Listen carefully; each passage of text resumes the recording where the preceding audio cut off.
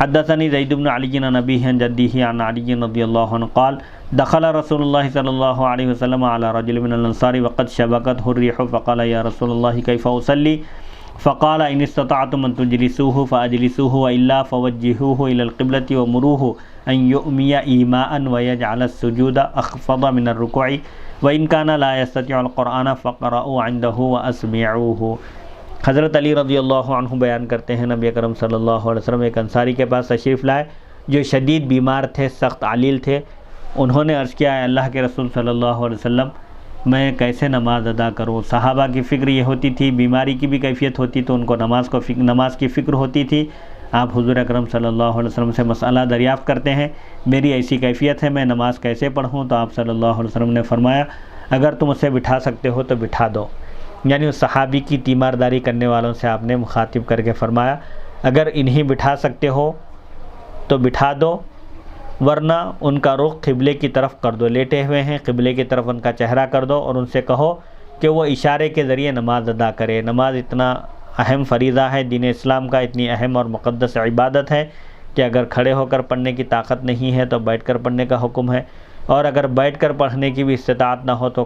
Late کر پڑھنے کا حکم دیا گیا، اور اگر لیٹ کر بھی کوئی نماز ادا نہیں کر سکتا ایسی کیفیت میں ہو تو اشارے سے نماز پڑھنے کا حکم ہے۔ بہرحال نماز کسی بھی صورت میں ساقط نہیں ہے۔ آپ صلی اللہ علیہ وسلم تیمارداری کرنے والوں کو خطاب کر کے فرماتے ہیں، اگر تم اسے بٹھا سکتے ہو تو انہیں بٹھا دو، ورنہ ان کا رخ قبلے کی طرف کرو، ان کا چہرہ قبلے کی طرف کر دو اور ان سے کہو کہ وہ اشارے سے نماز ادا کرے اور سجدے میں ان کا سر رکوع کے بنسبت زیادہ جھکا ہوا ہو۔ اشارے سے نماز ادا کریں تو رکوع کے لیے جتنا جھکتے ہیں اس سے زیادہ سجدے کے لیے جھکیں، اور اگر یہ قرآن نہیں پڑھ سکتے تو تم ان کے بعد قرآن پاک پڑھو اور انہیں سناؤ، یعنی قرآن کی بھی تلاوت کا اہتمام کرو۔ بہرحال نماز جس طریقے سے بھی ادا کی جا سکتی ہو ادا کی جائے، چاہے وہ بیمار ہی کیوں نہ ہو، بیٹھ کر پڑھ سکتا ہے، کھڑے ہو کر پڑھنے کی طاقت نہیں ہے بیٹھ کر پڑھے، اور اگر بیٹھ کر بھی نہیں پڑھ سکتا تو لیٹ کر پڑھے، اور اگر لیٹ کر پڑھنے کی بھی استطاعت اور طاقت نہ ہو تو وہ اشارے سے نماز ادا کرے۔ حدیث نمبر 162 وقال زید بن علی رضی اللہ عنہ یصلی المریض قائما فإن لم يستطع فجالسا ويركع ويسجد على الأرض فإن لم يستطع أو ماء إيماء قال لا يسجد على عودة ولا مروحة ولا وسادة۔ وقال زید بن علی رضی اللہ عنہ لا يصلي القائم خلف المریض الذي يصلي جالسا۔ امام زید رضی اللہ عنہ فرماتے ہیں، بیمار آدمی کھڑا ہو کر نماز ادا کرے گا، اگر وہ کھڑا نہ ہو سکے تو بیٹھ کر ادا کرے گا، اور وہ رکوع اور سجدہ زمین پر کرے گا، اور اگر یہ بھی نہ کر سکے تو اشارے کے ذریعے نماز ادا کرے گا۔ اگر کوئی بہرحال مریض کی کیفیت پر یہ محمول ہے، مریض کی کیفیت کے حوالے ہے کہ مریض کھڑے ہو کر نہیں پڑھ سکتا تو بیٹھ کر پڑھنے کی اجازت ہے، اس کو بیٹھ کر پڑھنے کی بھی طاقت نہ ہو تو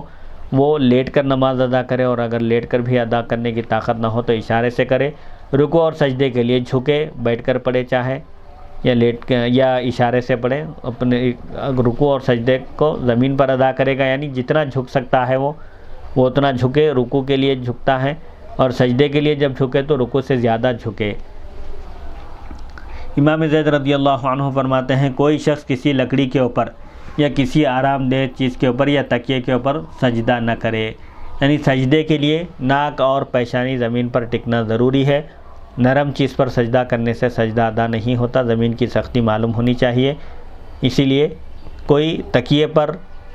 یا آرام دہ چیز پر یا لکڑی پر سجدہ نہ کرے۔ امام زید فرماتے ہیں، کھڑا ہو کر نماز پڑھنے والا شخص ایسے مریض کے پیچھے نماز نہیں پڑھ سکتا جو بیٹھ کر نماز پڑھ رہا ہو، یعنی امام اگر بیٹھ کر نماز پڑھا رہا ہو اور پیچھے مصلی کھڑے ہو کر نماز پڑھے تو اس کی نماز نہیں ہوتی۔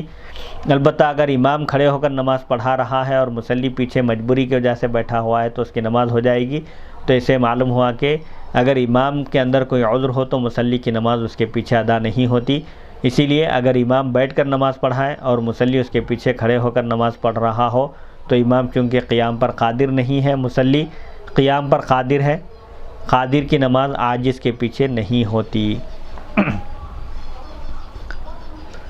حدیث نمبر